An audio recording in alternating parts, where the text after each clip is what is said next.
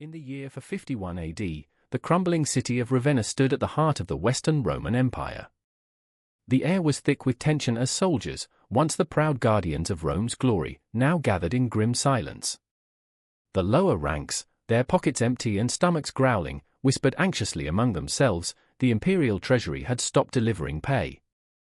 The weight of unpaid wages bore down like a storm cloud over their heads. Disgruntled, they began to consider their loyalty to an empire that could no longer fund their lives. As hunger gnawed at them, the threat of mutiny loomed larger than the once mighty legion that had conquered vast territories. Here, in this moment, was the unmistakable sign of an empire in turmoil, an empire that could no longer afford to pay its defenders. This scene, echoed throughout history, reveals a profound truth: empires do not simply dissolve into oblivion. They follow a cyclical pattern, governed by fiscal mismanagement, and invariably, it is at the moment when a sovereign can no longer meet its military payroll that the seeds of terminal collapse are sown. By understanding the mechanics behind these patterns, we can discern the warning signs that beckon us to understand not only the past, but also our present. The first stage of this cycle is the rise, marked by the establishment of sound money. Historically, sound money provides the foundation for economic growth and military expansion. The Roman Republic began with the silver denarius, introduced around 211 BC, which became a standard of currency that symbolized Rome's economic might. This trusted coinage facilitated trade, strengthened military loyalty, and helped finance the expansion of the empire. Yet, with wealth came ambition and, inevitably, a reliance on debt-fueled expansion. By the late 3rd century AD, in a desperate attempt to maintain its vast territories, Rome resorted to borrowing. The reliance on debt marked the beginning of the end. Emperors like Diocletian attempted reforms in 284 AD, instituting price controls and re-evaluating the currency. However, the expansionist policies required massive funding, leading to excessive borrowing. As empires grow, they often neglect the sound principles that underpin their rise. This neglect engenders the dynamic known as debasement or money printing. The Roman Empire, feeling the weight of its debts, debased its currency. By the early 4th century, the denarius was struck with less silver, and by around 300 AD, it contained only a fraction of its original value. This deliberate dilution of currency created a paradox: though attempts were made to stabilize the economy, the trust in money eroded. Goods began to price themselves in barter instead of currency. Soldiers were left to receive less, further straining their loyalty. This decline of currency confidence accelerated toward a loss of faith in the state's ability to honor its obligations. In fiscal terms, this was a tipping point. As the pay became irregular, soldiers felt as if they were fighting for an invisible empire. They no longer believed in the cause or the currency they wielded. By 410 AD, when Rome suffered the indignity of being sacked by the Visigoths, it was clear that the empire could no longer muster the resources to defend itself, as its once loyal legions turned against its leaders amid increasing demands for payment. In this cyclical pattern, we observe parallels in modern history. The Weimar Republic in Germany following World War I provides a stark illustration. Confronted with reparations and financial chaos, the government created an avalanche of banknotes. The German Papiermark, once stable, soon became worthless. By 1923, the exchange rate plummeted to 4.2 trillion marks for a single dollar. As prices skyrocketed, so too did unrest. Soldiers, factory workers, and citizens found themselves bewildered, caught in a web woven by inflation, and a familiar discontent began to set in, one that would later contribute to the rise of extremism. Today, economic bodies are trying to navigate similar waters, though the contexts differ. Countries around the world are entangled in debt, often serving as creditors of nations trapped in the cycle of decline. Central banks funnel unprecedented amounts of currency into their economies, reminiscent of the debasement seen in the past.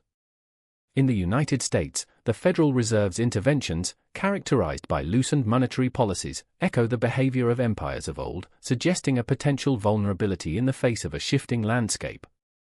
Once trust evaporates, empires enter the final stage of decline, the collapse and reset. During the late Roman Empire, the accumulation of problems came to a head as the military struggled to maintain order and fend off invasions.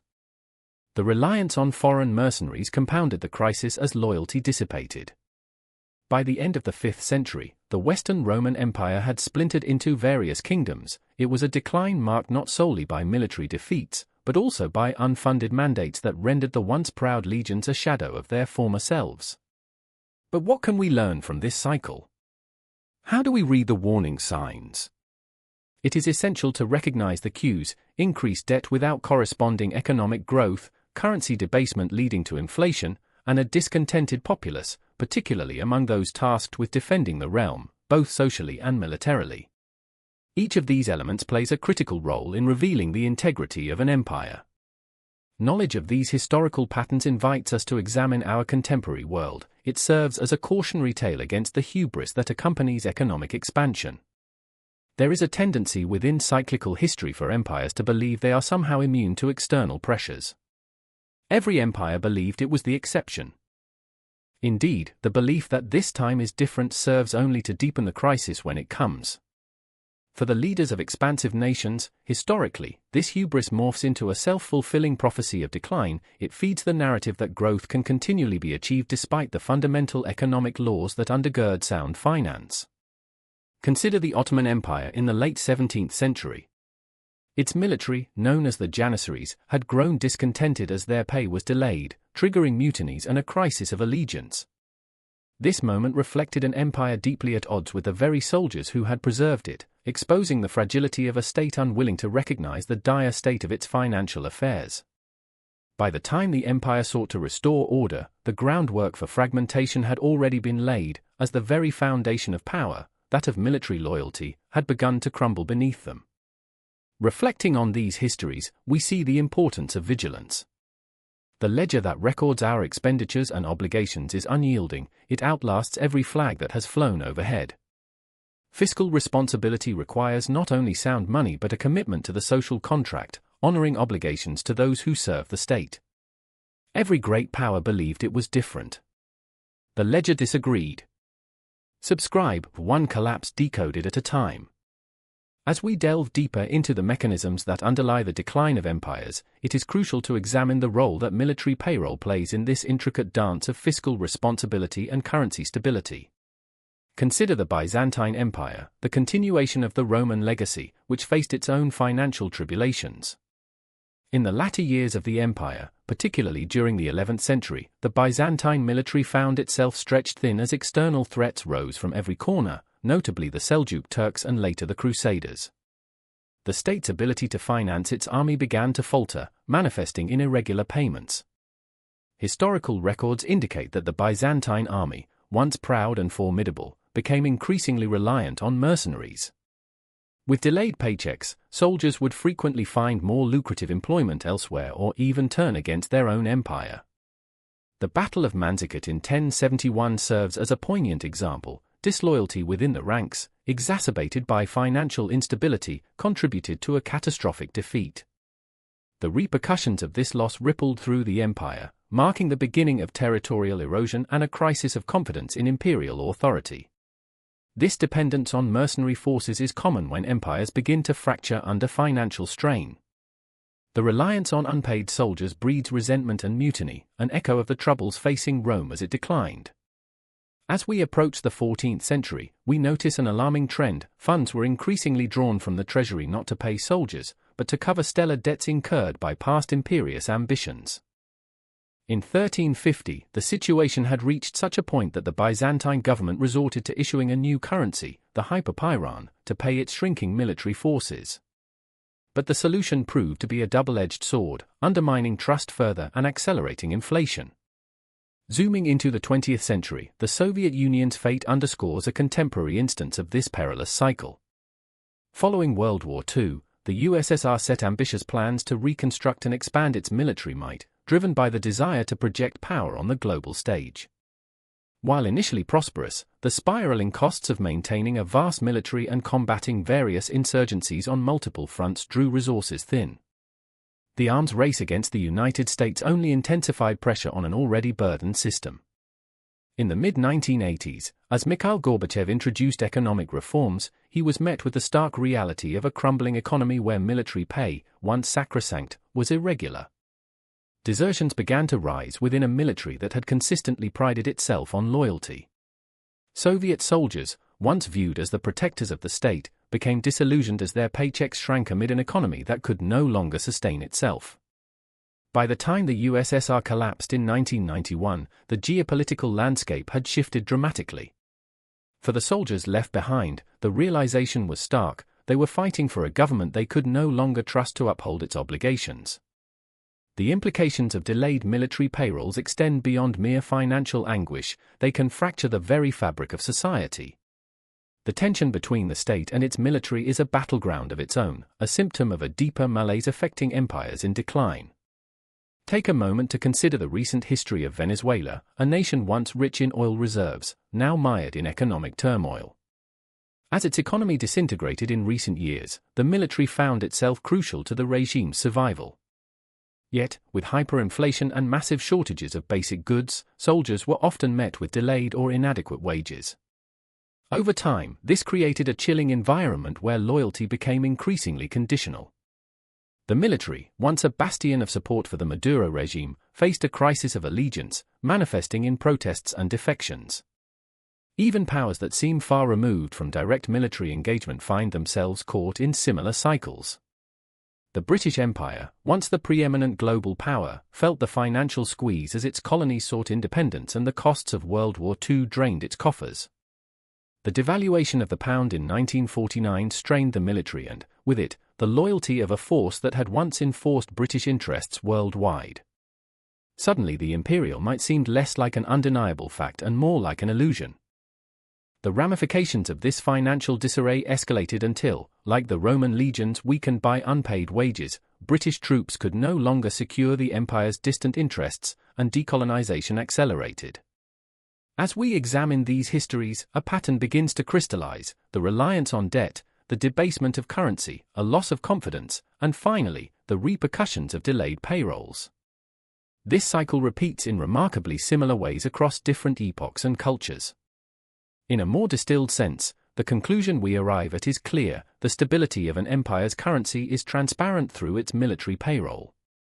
Just as a clock ticks steadily, each issue faced by a sovereign state is a cog in the broader machinery of statecraft. Each tick represents time spent navigating crises of confidence, military loyalty, and ultimately, the fiscal health of the empire. Thus, it is essential to scrutinize any contemporary empire through this lens: are debts accumulating without adequate economic parameters to balance the scales? Is currency beginning to lose its esteemed value? Are morale and military loyalty being tested against the backdrop of economic uncertainty? One vital false belief that often plagues both leaders and citizens alike is the idea that such declines are momentary aberrations, that they are mere bumps on the road, recoverable through sheer will or technological advancement. History presents numerous examples to counter this notion.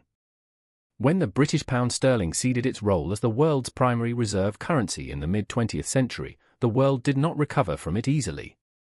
The loss was not simply a shift, it was a clear delineation of power and trust in financial systems. Economies, much like empires, do not roll back from profound structural changes without significant believers, and when soldiers no longer believe in their cause, it is fraught with peril for those at the helm. To draw another link to our present day, consider the fireworks of initial public offerings in the technology sector, buoyed by optimistic market sentiments. Yet beneath the surface lurks the constant reminder: when economies experience rapid growth without tangible fiscal foundations, they do not just risk collapse, they run the risk of losing their principal defenders, their workers, their soldiers, their people. There is an ominous rhythm to this cycle, a tide that ebbs and flows, revealing those who lurk beneath the surface. Each instance of delayed payroll can be viewed as a harbinger, a warning sign that, if heeded, can provide insight into the precarious nature of an empire. The cold fact remains that the financial obligations, much like a clock, will never pause, they will only accumulate, and their bearers will demand their due. This, then, becomes our task: to read, interpret, and understand this history, to grasp the mechanisms that have led to the twilight of one empire after another. The actions taken, or neglected, in our current socio-economic climate will echo in generations to come. As empires rise and fall, they leave behind legacies etched in the ledger of history, parables masquerading as cautionary tales. It is not simply about the currency that fails or the armies that scatter, it is about understanding the consequences of decisions made and promises broken. Every great power believed it was different. The ledger disagreed. Subscribe, one collapse decoded at a time.